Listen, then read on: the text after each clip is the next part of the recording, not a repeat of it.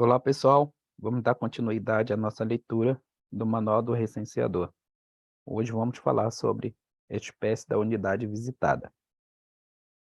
Ao longo do trabalho visitando unidades, você poderá encontrar edificações que são utilizadas de diferentes formas. Elas podem ser constituídas exclusivamente por unidades domiciliares, que são as unidades residenciais, exclusivamente por estabelecimentos, que são as unidades não residenciais, simultaneamente por unidades domiciliares e estabelecimentos. Domicílio: edificação construída com a finalidade de servir de moradia. Estabelecimento: edificação não destinada à moradia. A espécie é caracterizada pela finalidade do uso que se faz da unidade associada ao endereço. Note que domicílio e estabelecimentos podem coexistir em uma mesma unidade. Atenção: espécie é igual finalidade de uso. Você pode encontrar também edificações que não são domicílios, nem estabelecimentos. Elas estão ainda em construção ou em reforma e serão classificadas como tal. Mas preste atenção: para marcar como edificação em construção ou reforma, não pode haver ninguém morando na unidade. Veremos todas essas classificações adiante.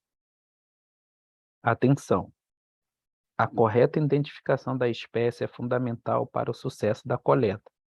A partir dessa identificação, os questionários do censo serão aplicados nas unidades corretamente.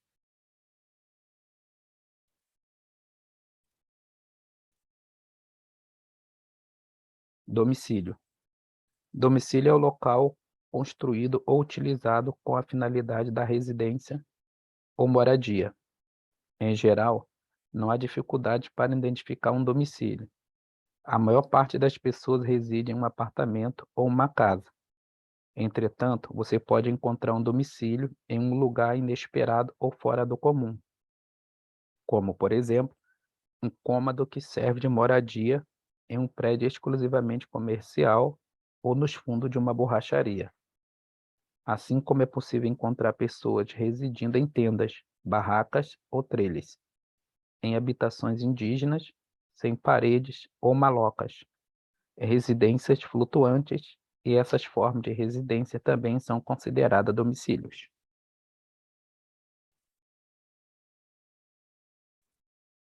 Residências indígenas, como na figura, e residências flutuantes. Atenção: domicílio é o local estruturalmente separado e independente que se destina a servir de habitação a uma ou mais pessoas, ou que seja utilizada como tal. Em setores de aglomerados subnormais, é muito importante que o recenseador verifique, antes de realizar a entrevista com o morador, se a edificação serve ou está dividida entre mais de uma família de forma separada e independente. Por exemplo, uma entrada de uma edificação que dá acesso a mais de um domicílio com acessos independentes, embora ligados por um acesso comum, como uma servidão, escada ou beco de passagem. Muitas vezes, esse acesso fica oculto quando observado às vistas do logradouro. Além disso, muitas construções sofrem alterações ao longo do tempo, seja por reforma, seja por mudança na sua finalidade. Por exemplo, uma casa pode ter sido convertida em uma sede de uma empresa imobiliária. Um apartamento duplex pode ter sido transformado em dois menores.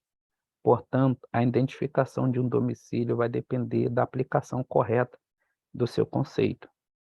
Um domicílio pode ser composto de uma ou mais edificações localizadas no mesmo terreno, ou por cômodos com entradas independentes em uma mesma edificação. Atenção: se necessário, consulte as exceções sobre domicílio em áreas indígenas no Manual do Recenseador. PCT, seção 7.3. Critério de separação e independência. Os critérios essenciais para definir a existência de um ou mais de um domicílio em um mesmo terreno são a separação e a independência. Este critério deve ser atendido simultaneamente para caracterizar corretamente a existência de mais de um domicílio. Veja as características de cada um. Separação física. Este critério é atendido quando os cômodos do domicílio são limitados por paredes, muros ou cercas e coberto por um teto. Isso permite que as pessoas que nele habitem se isolem das demais para dormir, preparar ou consumir seus alimentos e proteger-se do ambiente exterior. Separação financeira. Este critério é atendido quando os moradores arcam total ou parcialmente com suas despesas de alimentos e moradia. Independência. Este critério é atendido quando o local de habitação tem acesso direto, que permite aos seus moradores entrar e sair sem a necessidade de passar por locais de moradia de outras pessoas. Quartos com entrada independente, assim como outras construções anexas à principal, são considerados como partes integrantes do domicílio, desde que seja utilizado pelos moradores do domicílio, inclusive por empregados domésticos. A utilização de cozinhas e instalações sanitárias por moradores de mais de um domicílio localizado no mesmo terreno, desde que instaladas do lado externo dos domicílios, não descaracteriza a condição de separação. Em aglomerados subnormais, uma forma de assegurar que esse conceito seja aplicado é perguntando para os moradores e seus vizinhos antes de cadastrar cada domicílio.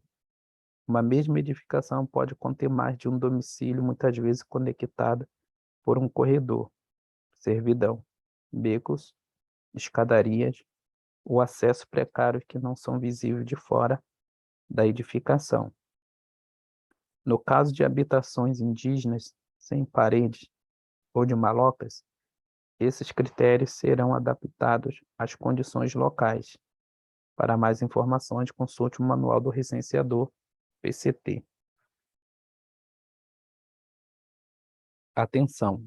Um domicílio só será caracterizado corretamente quando forem atendidas simultaneamente as condições de separação e independência. Exemplos: em um prédio de 2 andares, reside 2 famílias, uma em cada andar. Contudo, os moradores do segundo andar precisam passar pela escada do primeiro andar para chegar ao seu local de habitação. Conta-se, portanto, um único domicílio, pois não atende ao critério de independência.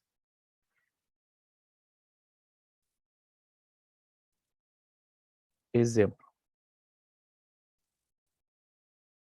em uma propriedade, existem 2 edificações onde residem 2 famílias, uma em cada edificação.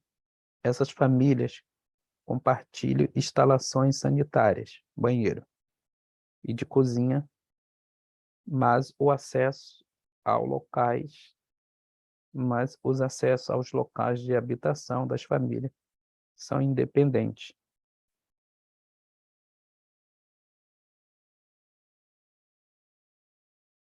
Contam-se, portanto, 2 domicílios, pois o uso de instalações sanitárias e cozinha comuns há mais de um domicílio.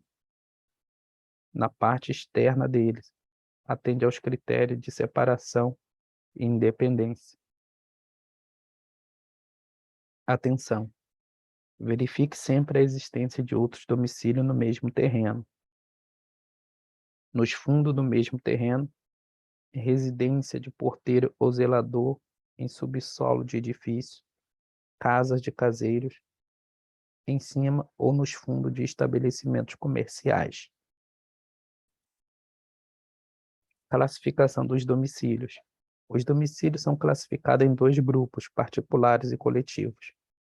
Existe ainda classificação em cada um desses domicílios. Verifique-a no esquema a seguir.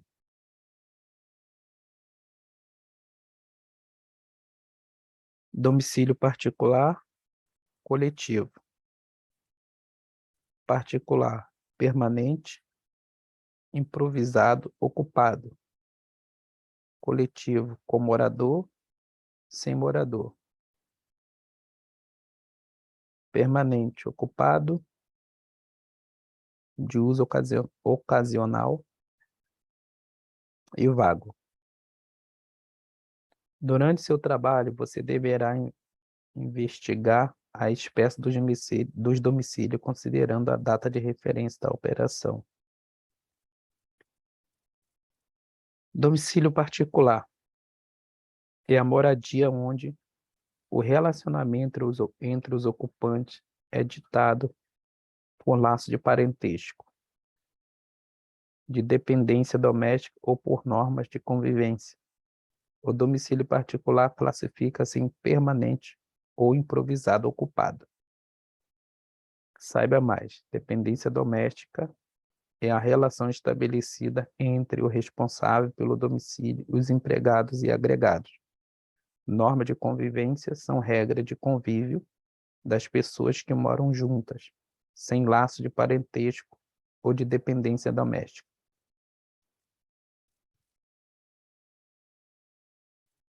Domicílio particular permanente é o domicílio cuja edificação foi construída para habitação com a finalidade de servir de moradia a uma ou mais pessoas. As casas, os apartamentos em edifício ou apart-hotéis e as habitações em cortiço, cabeça de porco, casa de cômodos, habitações indígenas, sem parede ou malocas, deve ser considerada como domicílio particulares permanentes. Em estabelecimentos institucionais, hospitais, asilos, mosteiros, quartéis, escolas, prisões e similares, são considerados domicílios particulares permanentes aqueles localizados em edificações independentes da edificação principal do estabelecimento. Assim, caso o empregado de um hotel, que é um estabelecimento em um domicílio coletivo, como veremos adiante, resida nele com sua família em edificação independente da edificação principal, temos caracterizado um domicílio particular permanente. Assim, o domicílio do empregado deve ser registrado como um endereço único e diferente do endereço do hotel, que não deve deixar de ser registrado e caracterizado. Para o domicílio particular permanente, temos a seguinte espécie: ocupado, de uso ocasional e vago. Veja cada espécie em detalhes e esteja atento às diferenças entre elas. Domicílio particular permanente ocupado, DPPO. É o domicílio particular permanente ocupado na data de referência por moradores cujo relacionamento é ditado por laço de parentesco, dependência doméstica ou por normas de convivência.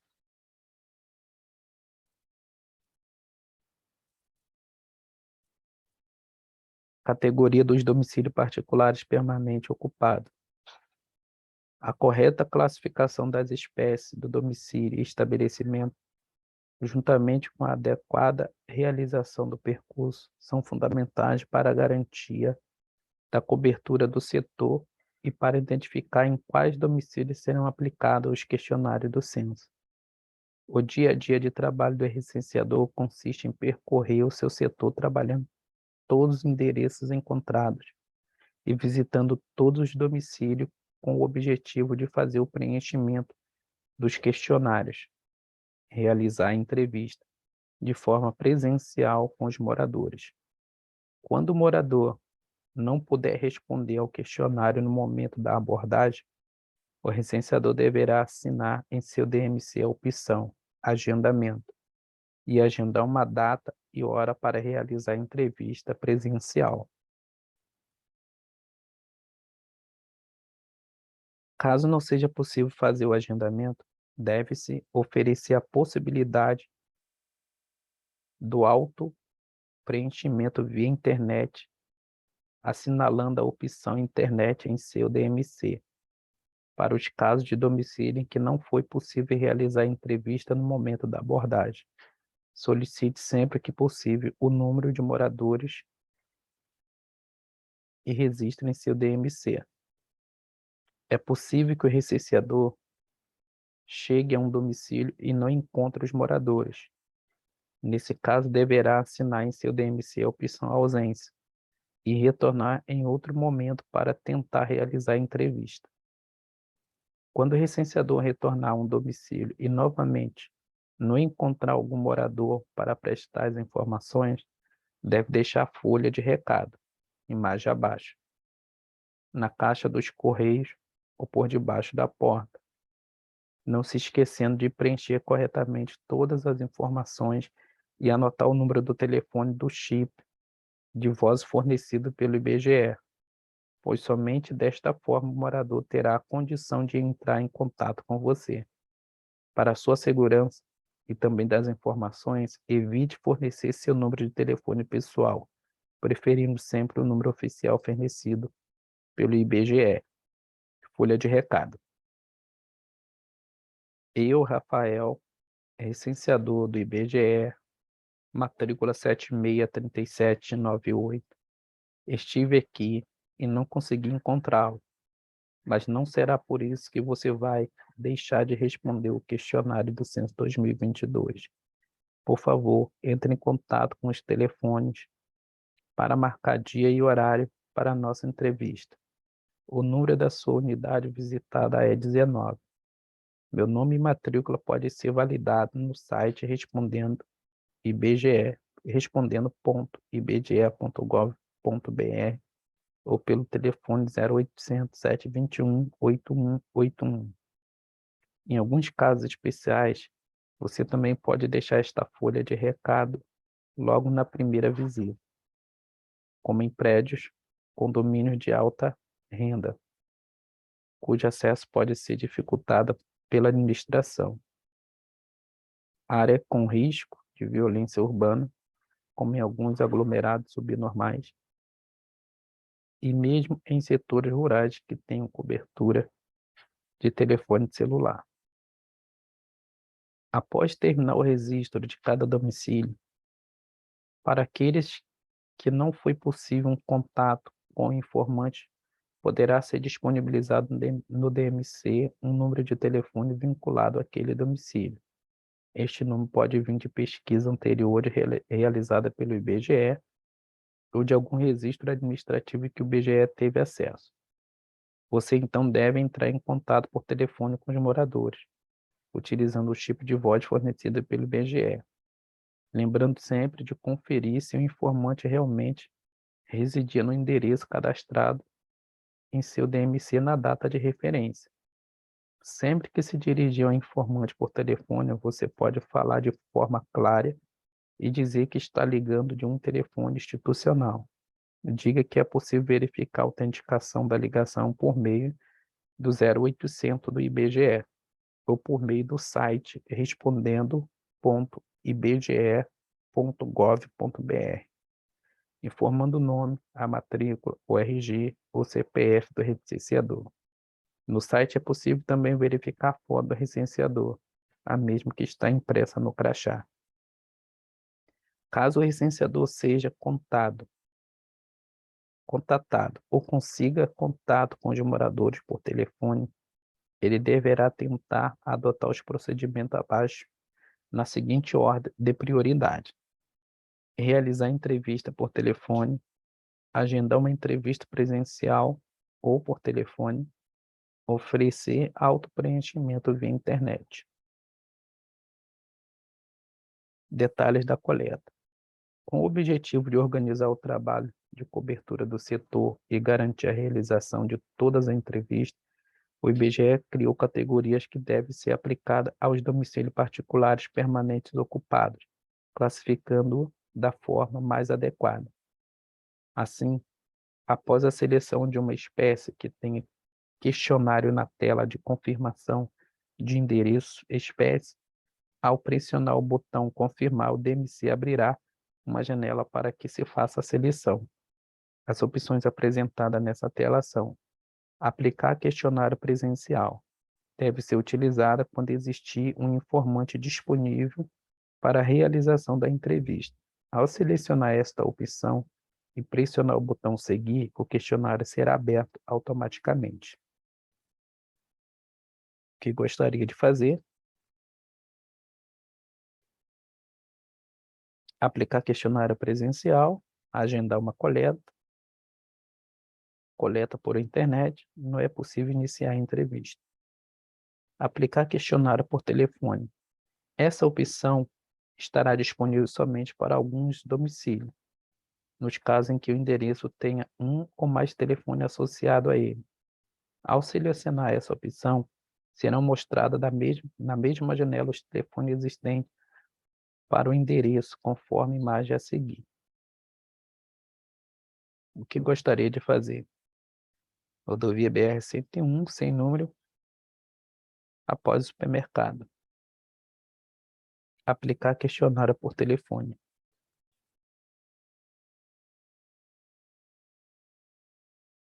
Importante. A opção aplicar questionário por telefone só deve ser assinada quando o recenseador receber ligação de um morador ou tentar contato com um morador ausente por telefone. Ela não deve ser assinalada se o contato com o morador for de forma presencial. É importante lembrar que, ao fazer contato com o informante por telefone, deve-se sempre confirmar se ele realmente era morador daquele domicílio na data de referência.